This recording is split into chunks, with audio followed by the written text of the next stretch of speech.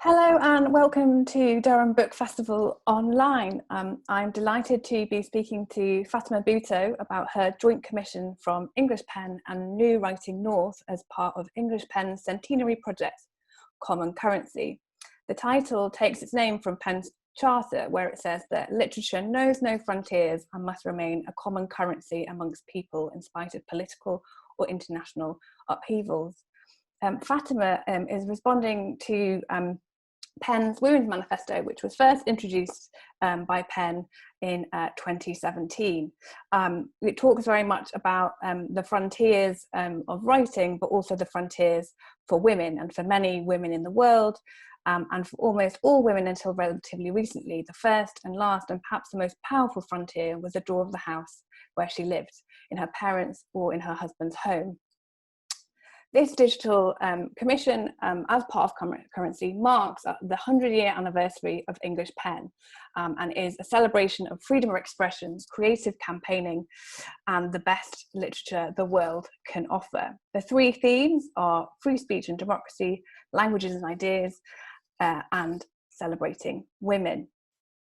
A small note from our funders, if you'll allow me. Common Currency is supported using funding from the National Lottery through Arts Council England. I'm really delighted that Fatima has responded to our commission and kind of taken the idea from the Women's Manifesto. Our Celebrating Women theme comes from Pen's founder, a very forward-thinking woman called Catherine Amy Dawson-Scott, and the very many other remarkable women who have been involved in Pen since our inception in 1921. I'm going to now briefly introduce Fatima. Fatima Bhutto was born in Kabul, Afghanistan, and grew up between Syria and Pakistan. She is the author of 6 books of fiction and non-fiction. Her debut novel, The Shadow of the Crescent Moon, was longlisted for the Bailey's Women's Prize for Fiction, and the memoir about her father's life and assassination, Songs of Blood and Sword, was published to acclaim. Her most recent books are The Runaways, a novel, and The New Kings of the World, a non-fiction look at global popular culture. And I am Hannah Trevathan, Events and Partnerships Manager at English Pen. I'm now going to invite Fatima to read her piece. Over to you, Fatima. Thank you, Hannah. On the afternoon of August 4th, 2,750 tons of ammonium nitrate exploded in Beirut. Thousands of miles away, I watched video after video of the blast, my heart shuddering. The explosion was 20 times stronger than the GBU 43B, or as it's popularly known, Massive Ordnance Air Blast, or MOAB, the mother of all bombs.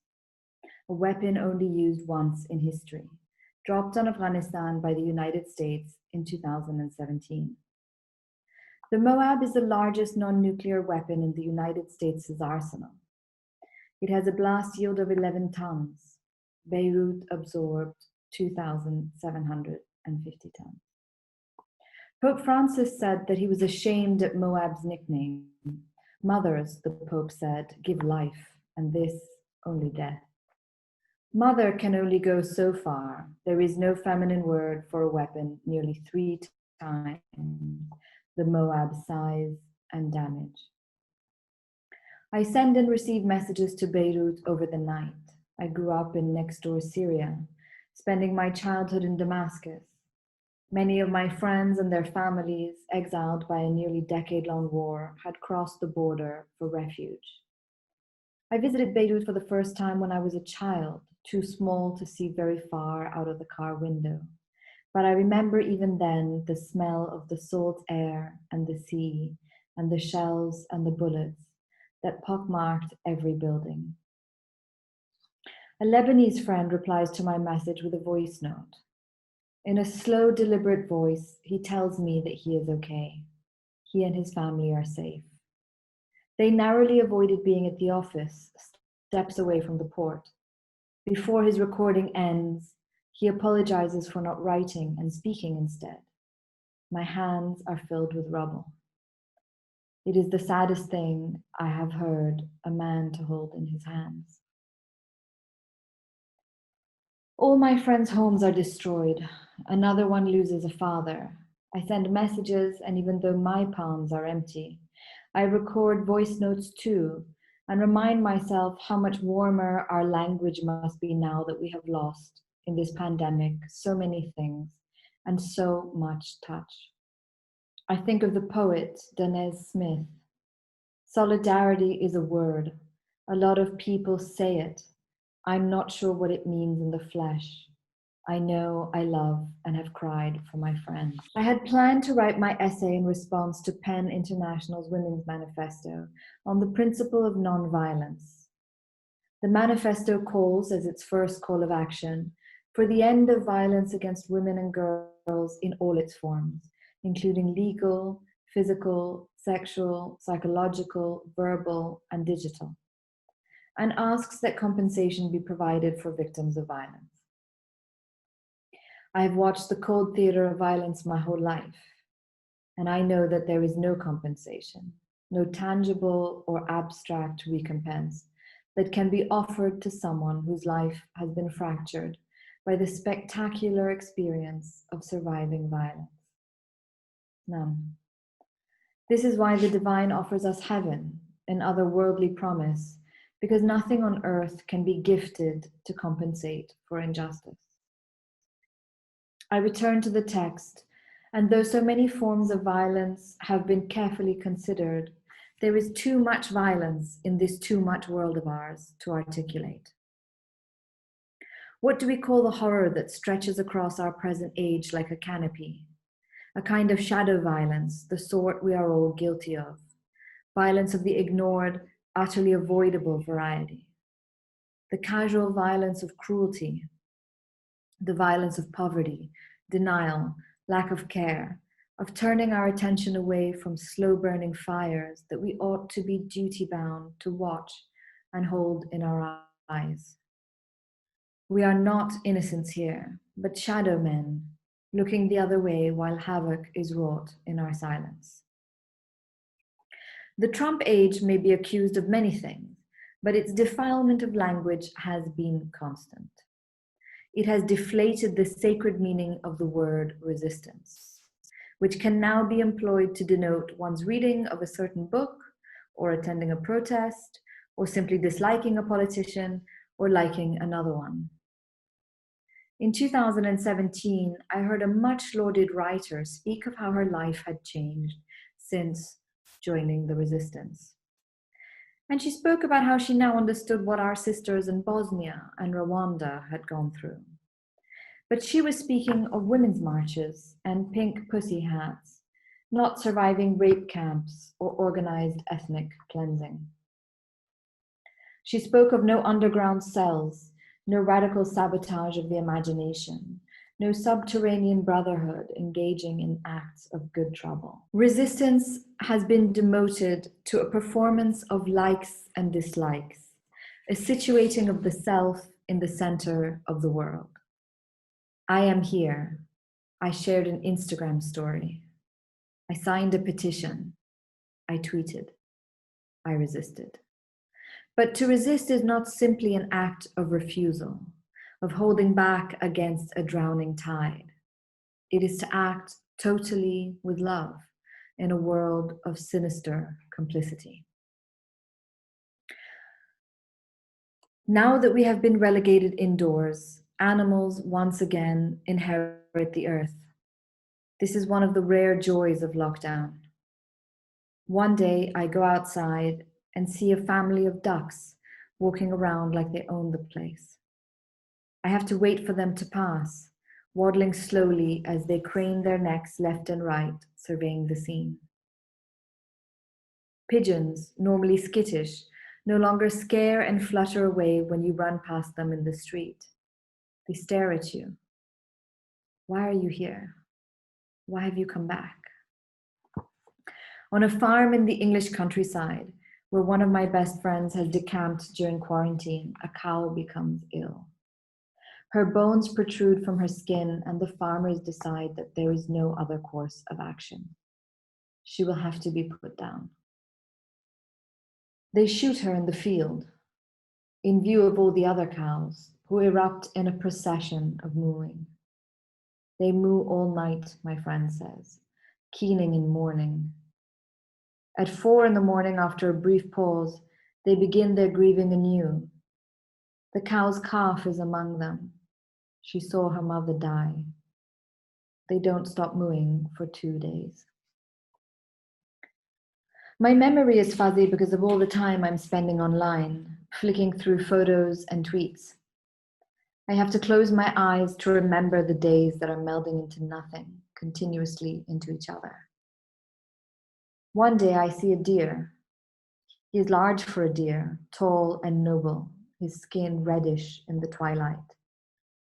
Another friend, a botanist, whose plants they devour, tell me that they're muntjacs and that they've come from China. I think of this impossible journey for days afterwards. We have such tiny imaginations, shocked and stupefied by how particles and viruses can travel the breadth of the earth, while deer, dignified, beautiful, hungry deer, are making slow processions around the globe under our very noses. On the internet, which is where I live now, I see a video of stingrays floating in the sea, their pectoral fins breaking the water as they glide under the waves. A group of stingrays is called a fever. COVID-19 has been democratic in its infection, unchecked and moving freely and rapidly across continents. But that's where the democracy of this pandemic ends. This is a plague brought by the rich, whose dominion is a borderless world of private jets, Davos, and Austrian ski slopes. The wealthy may be the only other species besides the virus who live undeterred and unrestricted by borders. India, where as of August the virus is growing at the fastest rate in the world, is but one demonstration of this. The Guardian reported that the virus entered the country not through its crowded, congested metropoles or impoverished rural areas, but was carried into India by the top 2% of the population, those rich enough to travel abroad. In the port city of Mumbai, a twin city to my own hometown, Karachi, 50% of people living in slums have been infected. Only 16% of Mumbai's non-slum dwellers, on the other hand, have fallen ill. Over 9 million people, or 41% of Mumbai's population, lives in cramped slums. But the title for the largest slum in Asia comes from across the border. Orangi town in Karachi is the largest. Dharavi in Mumbai is the second biggest. In this way, we have been failing our people long before COVID-19 gave us new and bountiful opportunities to do so. There is a group more invisible, more violated than women, the world's poor. Though within this bracket, women's suffering is manifold. The 10 countries most vulnerable to climate change, countries that suffer disproportionately higher impacts of our environmental destruction, are not the countries most responsible for polluting the earth. Pakistan, Vietnam, Bangladesh, Nepal, Myanmar, Haiti, the Philippines, Thailand, Dominica, and Puerto Rico are not industrial giants, but poor nations with struggling populations who will bear the brunt of climate change. A recent study found that the wealthiest 10% of the world are responsible for up to 40% of global environmental damage. The poorest 10% of our planet can be held responsible for less than 5%. In these countries where men work for pennies a day, if they lock down, they and their families die. What name is there for this violence? Bangladeshis drowning in floods, Indian migrant workers dying on forced marches home, walking 100 kilometers on foot. Pakistani farmers starving because swarms of locusts, arriving like a pink cloud of haze, have laid waste to their crops. What do you call these everyday ravages? What do you call it when the richest countries in the world are responsible for the largest carbon dioxide emissions, year after year, decade after decade? But the consequence of their pollution are paid for by the world's poor, by the people who emit the least waste in the world. Acknowledging their responsibility and literally having set the world on fire, in 2009, wealthy, industrialized, and largely Western countries pledged to raise an annual $100 billion for climate change vulnerable states up until the year 2020. The less said about promises, the better. They are broken. Men don't keep promises, and one doesn't need to understand why. Promises are made every hour of the day because they are easy. They are broken because we fear no enforcement of our word and bond. They are broken because we are careless. The world's richest nations have failed every single year to live up to their word. And now here we are, 6 months into a global pandemic. By the end of January this year, approximately 10,000 people in 20 countries had caught the coronavirus. By the time of my writing, 20 million people had been infected and almost 800,000 have died. COVID-19 has ripped through every corner of the world, and yet there are still politicians who deny, ignore, and worst of all, cheerlead this shape-shifting sickness. For a species obsessed by progress and enamored with our own advances in technology and science, we have no excuse to be caught off guard. It's not laziness, but criminal to feign ignorance of the havoc we have wrought on the world. We have encroached, invaded, and occupied so much land, scorched so much earth, erased the wild and free habitats of so many animals. We are the plague. We have always been the wretched of this earth. In an article in The Atlantic, Eric Young writes that coronaviruses were formerly a niche family of mainly veterinary importance. Again, considering that HIV, Ebola, SARS, MERS, and countless other viruses are zoonotic, the coronavirus should not have come as any surprise. Yet surprised we are. In his thorough, terrifying article, Young notes that wild animals harbor an estimated 40,000 unknown viruses, a quarter of which could potentially jump into humans. We have placed ourselves at the mercy of these risky odds, knowingly, on purpose. We have bulldozed wild animals' natural habitats. We have razed their forests, sending them fleeing into smaller and smaller refuges.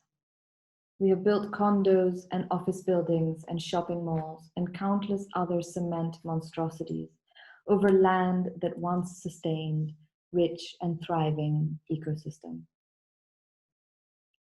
The biotech venture capitalist Arvind Gupta writes in his upcoming book, Decoding the World, that there is a misunderstanding over just who is responsible for this virus. In the mammal world, only bats fly.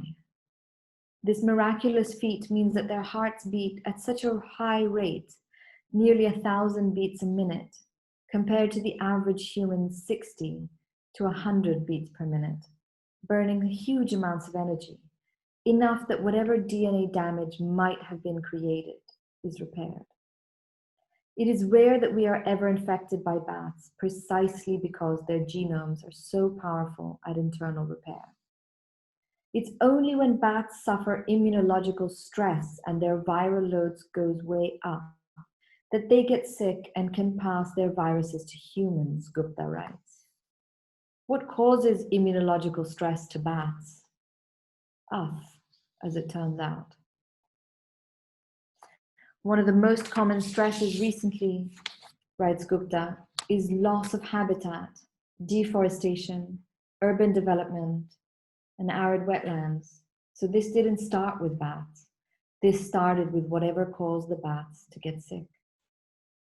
We are the virus and we are the plague. President Trump called the coronavirus the Kung flu and blamed it on the Chinese, setting off attacks on people of Asian descent and origin. The Indian Health Ministry pointed its own bloody finger at an Islamic seminary. In response, Muslims were beaten and lynched, and a spate of videos were spread urging Muslims in India not to wear masks. One disinformation video even promised Muslims that hugging and shaking hands would cure them of the coronavirus. In Pakistan, the families of sick patients attacked doctors with sticks. In Brazil, after first dismissing the seriousness of the virus and then contracting it himself, President Jair Bolsonaro was cavalier as Brazil rapidly became deluged with infections. On the day that Brazil recorded its highest number of daily cases, Bolsonaro was asked what he would say to the families of COVID-19 patients. Death is everyone's destiny, he shrugged. When the accounting of this period comes, because it must, it will be a trial to sift through all the fatalities and separate which of the nearly 1 million deaths could have been avoided but were hastened by lack of care.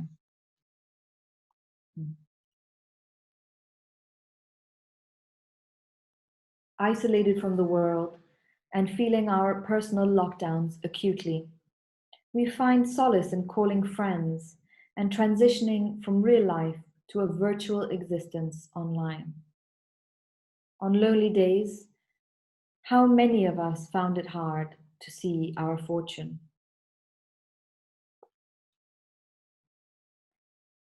Kashmir has been in darkness for over a year. On midnight of August 4th, another sorrowful August 4th, the phone lines and internet connections in Kashmir were cut, putting 7 million people, the majority of whom are Muslims, under a communication siege.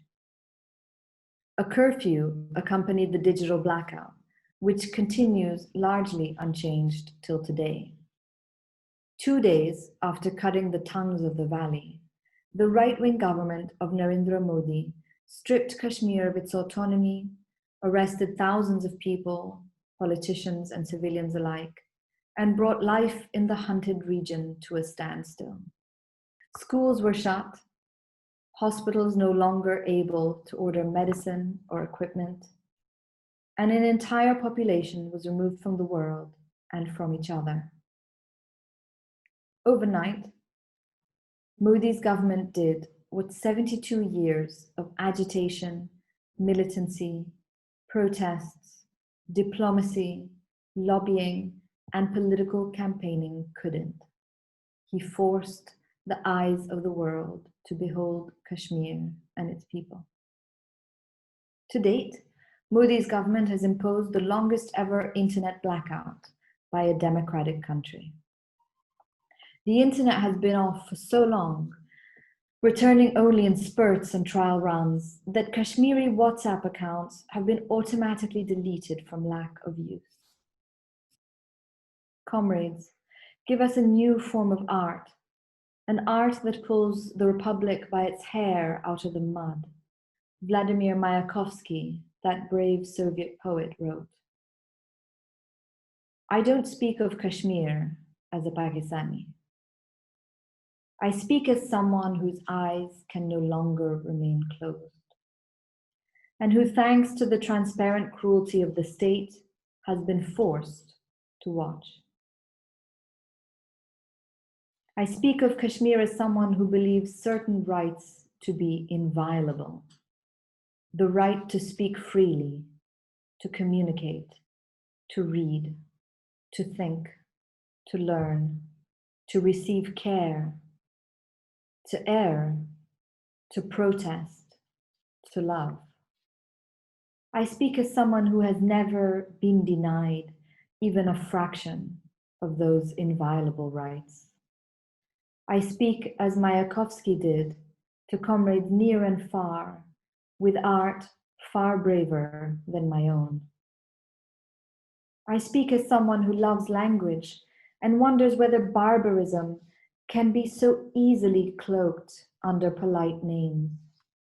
Does Public Safety Act imply that the public must be kept safe, or that the state must be protected from the public? Does Patriot Act mean that to surveil one's citizens is an act of national loyalty? Only one senator voted against the sweeping laws that encompass the Patriot Act. Only one. We must be grateful that the lies of our age are so obvious. This is a generous gift all those violent false prophets have given us. They are bad storytellers. Before thousands of tons of ammonium nitrate lit the city of Beirut ablaze, the Lebanese lira had already lost 80% of its value. Banks were only allowing the lowest withdrawals possible. There was electricity for just a few hours a day, and children were hungry. According to the United Nations, by the end of April this year, over half the country was struggling to put basic foodstuffs on their table. By June, food inflation had hit 200%. In July, a 61-year-old man killed himself in Hamra, near a Dunkin' Donuts. Next to his body was a copy of his unblemished judicial record and a note. "I'm not a heretic," it said, quoting from a Ziad Rahbani song, "but hunger is heresy." I am at a loss for what we can call hunger and hopelessness except violence. I don't know enough words to know what we call it when 300,000 people become homeless overnight. I don't know if these are stories for me to tell, but they pain me. Our ability to constantly absorb pain and carry on living can only be described as a kind of sorcery.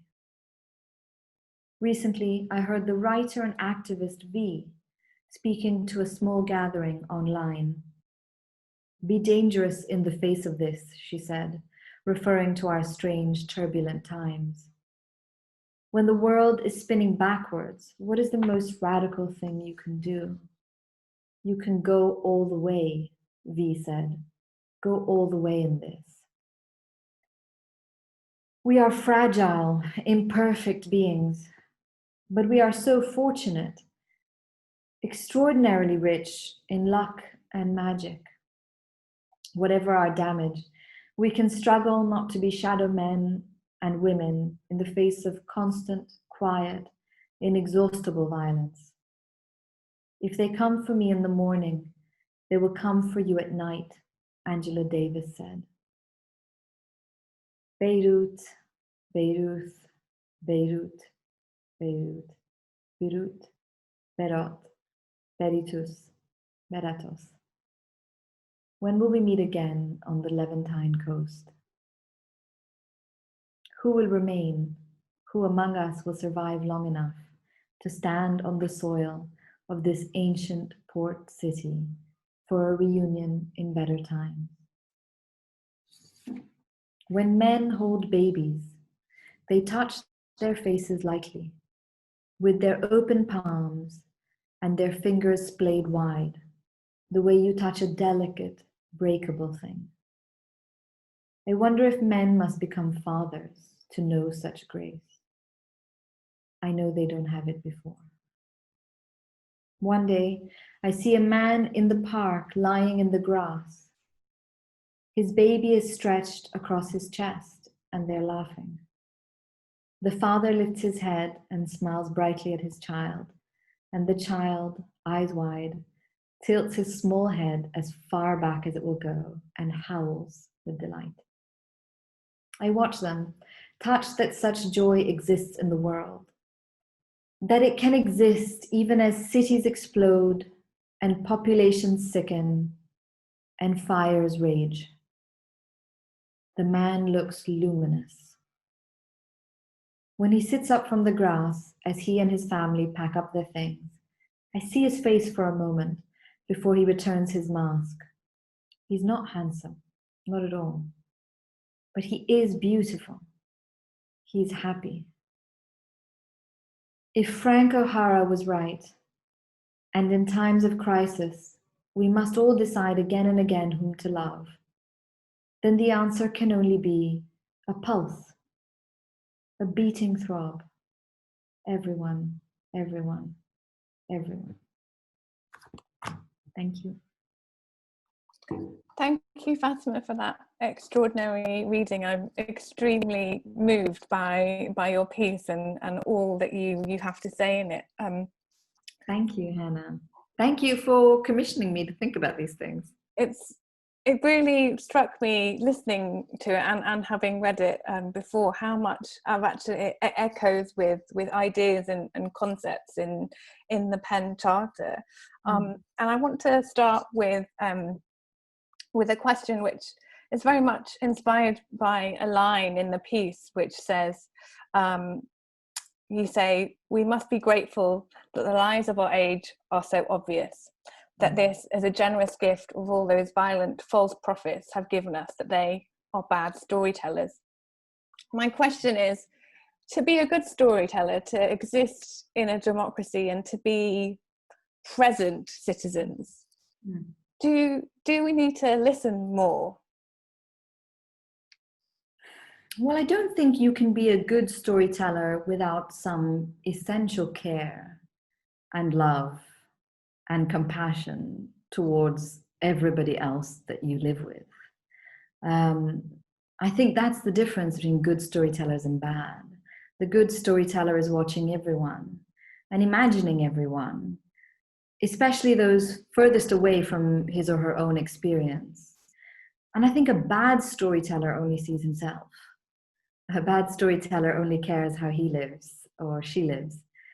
And that's, to me, one of the great challenges of existing in a democracy, is to know that when our needs are met, we're not free unless everyone else's needs are met. And until everyone else enjoys the same comforts and privileges and rights as everyone else, all of our situation is essentially unstable.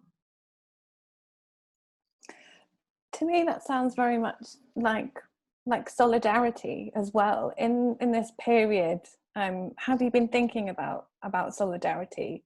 You referenced that poem by Danez Smith where he, talks about solidarity as well. I think as a sort of, well, I certainly have been thinking about solidarity a lot. I think, when you're alone, you can think more about how you fit within the world. Yeah. How has this time shaped or influenced your ideas of solidarity? Well, I think the internet in many ways has made it seem like solidarity can be very easily performed because we have these ways of connecting with each other. And so you just touch a button or tweet or sign a petition, and that's it. Like, you've done your bit for whoever is in trouble, whoever is suffering.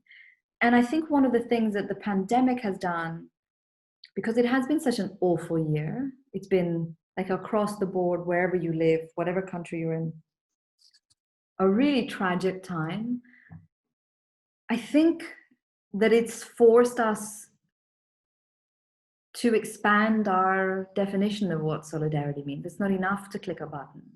It's not enough to send a little message somewhere, in the ether.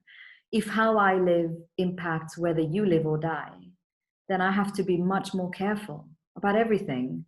I have to be much more thoughtful about how I engage with the world. I have to be much more considerate of how I affect you. And I think we saw that in a lot of ways. We saw it with the outpouring of protests in the wake of George Floyd's murder.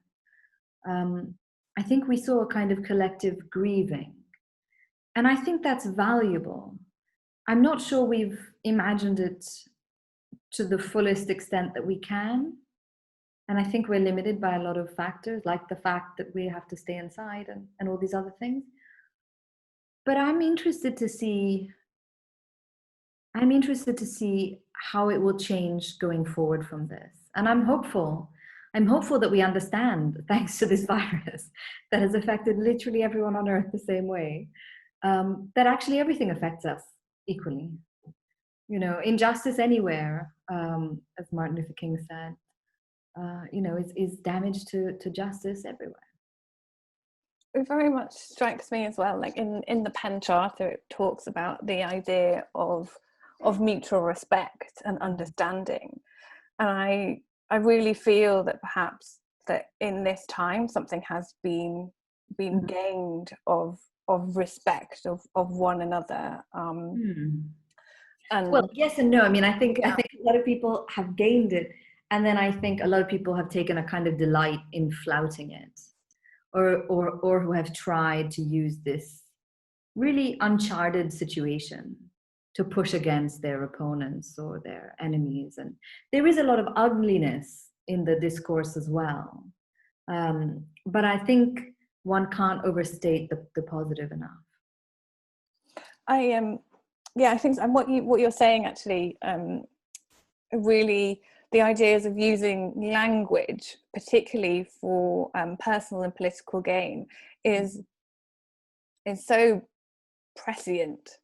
And also, I was just looking at the Penn Charter before we started this conversation, and in it, and so this charter was written in the 1920s, and it talks about opposing deliberate falsehoods and distortion of fact for political and personal ends. And in some ways, the negative that we're talking about, that hasn't changed at all. And I'm interested to know, as a writer, how you think you, or kind of writers more generally, can kind of tackle this idea of violent language. Is the way forward to put more positive language out there, is to share more stories? I think it's to reject violent language on the outset, because we're inundated at the moment. And, you know, we say this all the time, we have an overload of information, but you really cannot state it accurately enough. We have access to any newspaper we want to read from anywhere in the world. We can watch any news program from any channel. We can broadcast our views over multiple platforms. We can share the tiniest opinion or the greatest experience with really no check to that sharing, for the most part, you know. And at the same time, as all this exists, I think it can create a kind of white noise, like a static in some way, so that when someone uses ugly, violent language, it can kind of just get lost in just the cacophony of everything else. And I think that's the danger, is that we begin to lose violent language in the swell of language. You know, we begin to say, oh, well, that's just Fox News, or, oh, well, that's just the Daily Mail, or like, oh, well, they're always like that. And the truth is, they can't always be like that. And we can't ever allow ourselves to go numb to that kind of utterance, whoever makes it. So I think, what do we do? On the one hand, it's exhausting every time you hear something violent, to have to catch it, you know, reject it, and undo it in your mental space. I think we do kind of have to do that every time, as exhausting as it is. And I think we also have to insist on beauty. You know, we have to insist on a language of beauty, of kindness, of compassion, of connections, of hope, of wanting, of striving, of stumbling, and solidarity at the same time. And those two jobs have to run in parallel to each other all the time. I think it's very much, everyone has to keep doing the work which you've just said, that we can't be passive in the democracy in which we engage with. Like, I think lots of people feel like they've, as you've kind of mentioned in your piece, you know, you post something on Instagram, you post something on Twitter, and you feel like you've engaged. But actually, solidarity and activism is about taking action, and it's being committed to that, and doing the work when it's hard, and being a good ally by you know, carrying on when other people are tired as well, and being kind of voice for those who've been shouting for a long time, but perhaps need to be the help of others. I do think, I mean, I say that in the essay, and of course I'm guilty of the same, you know, I also tweet and share stories. And on the one hand, I do think it's positive. I think I'm really happy that people are sharing, you know, numbers for bail funds, websites for public defenders on Instagram. I think that's great that people are recording injustice and sharing it. But I don't think it's enough. I think it's great that we've moved from selfies alone and pictures of acai bowls and salads to social justice, imagery, and ideas. But I think, as you say, we have to keep checking ourselves. We have to keep reimagining our own missteps of language, our own limitations. One of the things that I think this millennial generation doesn't get enough credit for, and you know, sometimes they're kind of derided for the incredibly fluid way in which they think of community. It's hard work to reimagine things that you just always saw as black or white or rigidly in the world. It's difficult to undo your notions of family or gender or being or allyship, but it's necessary. And I think beyond sharing and beyond the kind of like of solidarity, we have to constantly check ourselves. We have to do the work, as you said. And we have to do even harder work, which is actually leaving our computers and leaving our mental spaces of ourself and going out to reach out across the actual void, I think.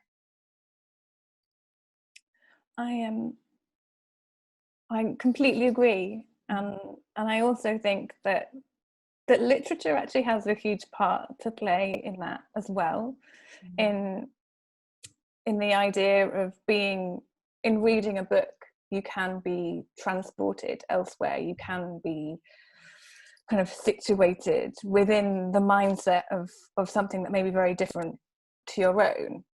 And I was very much struck with that when I was reading The Runaways recently as well, how much that made me kind of sit back and think about those experiences, and how young people kind of have been drawn into those kind of actions by kind of narratives which have come through the internet or elsewhere.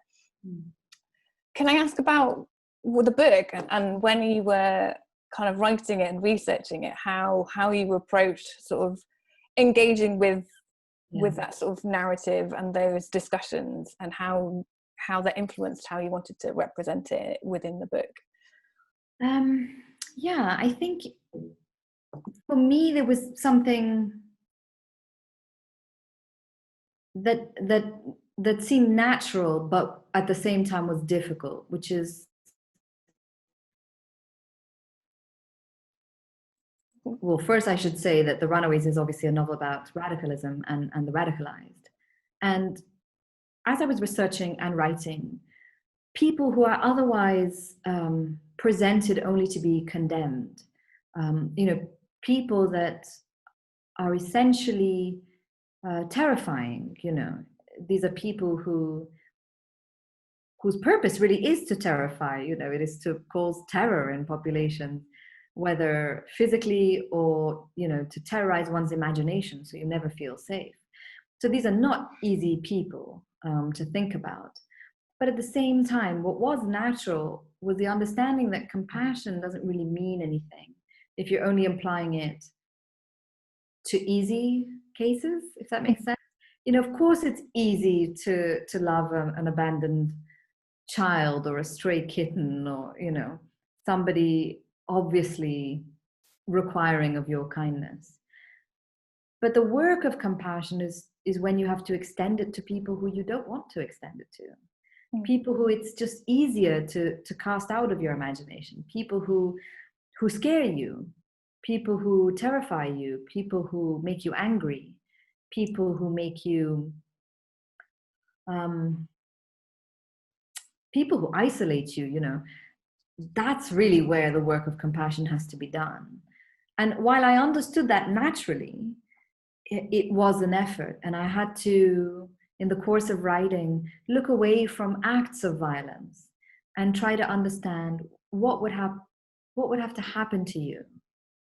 How much pain would you have to be in order to unleash pain upon the world? That very much, that echoes with Anita's story, without giving away too much about the book. For those people who haven't read it, that what can be inflicted upon women, and then how that may change their course in the world. Absolutely. I think that, again, one of the things we've become inured to is the idea that women will suffer a catalogue of violence that no one else will, and that somehow this is just a part of the process of being a woman. It's not part of the process of being a woman. It's not a part of the process of being anything. And in some way, we're ready to accept that violence can be done to women within the family, within relationships, within the city, within public spaces. But we're not really prepared to talk about what happens to the woman after she's survived that kind of violence. What happens to a woman who has no safe shelter, whose home is a place of fear? What happens to a woman who cannot walk down a road safely? Those are questions we have to ask, and I think we have to consider, because it's inflicting damage on generations upon generations of women. And so I wanted to write about that in the Runaways, and I think it's difficult to talk about without giving anything away from the story. But of course, women are not natural victims. Women will respond to violence, sometimes with violence, sometimes with anger, sometimes with fury, sometimes with fear. But those were things I wanted to look at. What is it like to reject a violence done to you? What are your options then? I think as well, it's also kind of responding to that is how often when violence is done to women, that then those voices are silenced, or they're not believed, they're censored. Sort of referring back to the Penn's Women's Manifesto, it's another form of violence which is done to women. It's not listening to those experiences, and those experiences, and allowing them the space to discuss that without judgment as well. Of course, I think that in the larger media landscape, or let's say the larger public discourse, people are very happy to have women cast as sort of sad, tragic victims. But they're very uncomfortable about a woman who is furious at what's been done to her. Somehow women are supposed to be the sort of saintly, celestial sort of species that you can heap great amounts of ugliness onto, and they'll absorb it and turn the other cheek and survive and still be warm. And of course that's wonderful, should it be the case.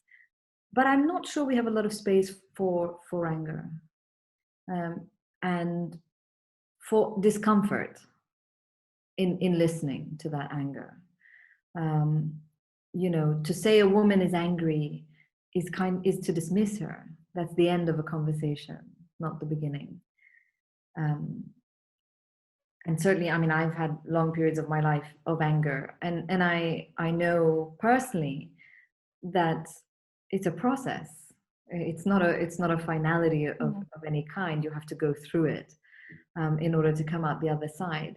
But I think the public space just wants the woman to come out the other side without making anyone else uncomfortable. And what I found amazing in the pandemic, just to circle back to that a second, was in how many countries and in how many spaces there were signals for women to give on Zoom calls to signal that they were being abused at home.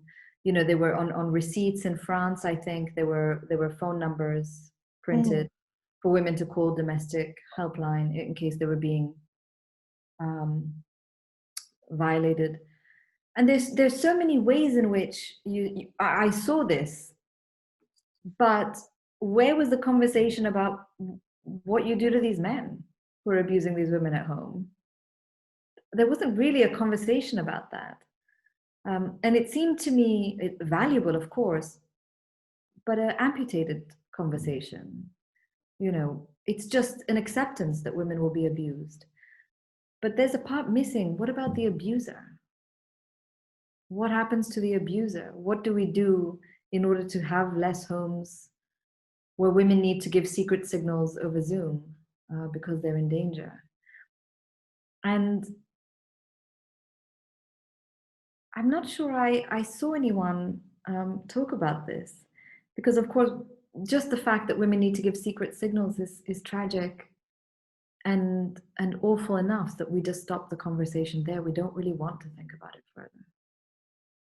It's about having a holistic conversation. It's about taking that anger, which I think is often seen as an endpoint, or people use it to shut down the conversation, but as a way of using the anger as a starting point for a conversation. It's saying, this is why I am angry, and listen to why I'm angry, and move forward from that, rather than being affronted that someone has chosen to speak up and call out an injustice. And I think it's about like you were saying in the ideas of resistance, that you know, anger and resistance go together, but you shouldn't resist the anger. And when people are speaking, that you should move forward from that and go, okay, well, this is making me uncomfortable. Why is it making me uncomfortable? Do I have to check my own privilege? And then move forward from that.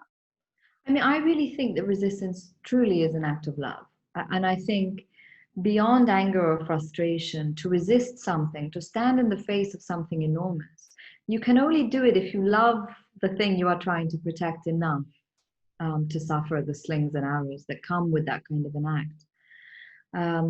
And in terms of violence, you know, I think we really have to re-question, well, I don't think we've ever questioned it, but we have to question just the overwhelming space we give violence in our societies. You know, I think there was a really strange perception in the West always that, you know, it was other countries, you know, it was sort of Latin America or Asia or Africa, where you had, you know, these terrible landscapes of violence, but women in the West were fine. And of course, Me Too has blown the lid off that. You know, we know that women were not fine. They were not safe in their jobs. They were not safe where they worked. Even in places of great privilege and wealth, they were scared. The culture that we absorb, the movies we absorb, are just riven with violence. You know, you can watch a movie at any age with someone shooting, but you can't watch a movie at any age that talks about a relationship or an intimate relationship between people. Why is it all right to watch violence at every turn? You know, what conversation is there even about the violence that has become so commonplace to us now, that we practice it on animals, we practice it on the environment, without even a thought at the harm being very easily and very casually encouraged by all of us. There's a wonderful animal charity in Karachi called the Aisha Chundragar Animal Rescue Foundation. And I went to visit them earlier this year, and I was quite stunned at the amount of cases they had in the shelter. They had everything from kites, you know, the eagles, to cats and dogs and donkeys. And it said something to me that there was such a big enclosure of donkeys and mules that had been worked to their bones. You know, that's not just violence to a living creature. That's an effect of greed. That's an effect of having no respect for labor. That's an effect of living in a society where you have to earn now and more and always more, and anything can be done in the service of that. Of course, some of the people who perpetuate that violence are doing it because of the violence perpetuated on them. But it seemed to me incredible to see that, to see how it's not even thought about. You know, we're talking now at a point where the fires are raging in California. There are prison firefighters being brought out of jail to fight those fires. They're paid $1 an hour. Mm. You know, America has one of the largest prison populations in the world, and that prison population has no rights and are sent out into blazes, really left to die. You know, all these things are connected in a web of violence, and we have to connect them. It's no longer okay to see them as separate little sparks. They're all a part of an entire culture of violence. This has made me think of a quote from the Dalai Lama, if you'll allow me, which says, "Be kind wherever possible. It is always possible." Yeah. And I think it's about changing a mindset, which in the face of capitalism can sometimes seem extremely daunting. Yeah. And I think that's really like a message that people should to take board when we're talking about compassion and solidarity and kindness, that it is always possible to do that. And you know, what's quite amazing is that this pandemic has changed so much, but one of the things I think it's changed is just in your daily life, when you might leave your house and you encounter someone who's incredibly awful and rude or mean to you, you know, that person is acting out on their own pain, and they're acting out because they think no one understands what they're going through. Well, now we're all going through the same thing, more or less. And actually, what do you do when no one can see your face? You know, when you can't smile at anyone, you know, you can't give the cues we're used to giving to show a kind of communion. We have to use language. We have to be kinder. We have to be 100 times more kind than we were before January 2020, because this is the world we live in and it requires it. Completely. One of my New Year's resolutions, which was actually carried on from last year, was to give a compliment to a stranger every day. That is nice. And you do it every day? It was a bit difficult during lockdown. Yeah. I mean, there's only so many compliments one can give to the person that you're living with. But no, on the whole, I do, and I think it's nice. Absolutely. It sounds like such a cliche, but it's really nice to be kind and to do something spontaneous and say, "Oh, I really like your earrings," or "Your dog is really cute," because that sort of, I feel that positivity sits with that person and they might carry that forward. So it's one of the ways in which I feel like to counteract some of the horrible things that are happening in the world, that you can have, as you know, a small gift that you give to the world and hope that ripples out from that. Absolutely. And yeah, and I think actually at Penn we do that a lot, you know, with the work that we do with writers at risk. You know, the act of writing a letter of solidarity to a writer who may be in exile or imprisoned. It might not seem very much to you as the letter writer, but we know firsthand how much that can mean to the person who receives it, that, you know, they were at their lowest ebb in prison, and you know, they receive a package of letters which say, "We have not forgotten you, we are telling you a story." Yeah, and even I think just creating spaces where people can think of others, can think of how to engage in the world, such as you've done with this festival, is valuable. You know, these are spaces that have to be protected, especially in the world we live in. I think now we have to wrap up, and that seems like a completely wonderful moment to end on, Fatima. I hope that to the viewers and listeners that we have inspired in them in some way to think about kindness and solidarity and how we address violence in the world, which is a very big task, but I hope that it has been thought-provoking, certainly been for me. I would encourage everybody to read the piece on the Durham Book Festival website and also the English Pen website. And if you haven't done so already, I heartily recommend that you go and buy the Runaways from the link below or from your local bookshop, and be inspired to think about other people's experiences as well. It's a really remarkable book. So all that remains for me is to say thank you so much to Fatima from me, English Pen, and New Writing North for kickstarting our centenary year in an incredible way, and thank you to you, the audience, for joining us today. Thank you so much, and thank you for including me. It's an honor, and thank you all for listening.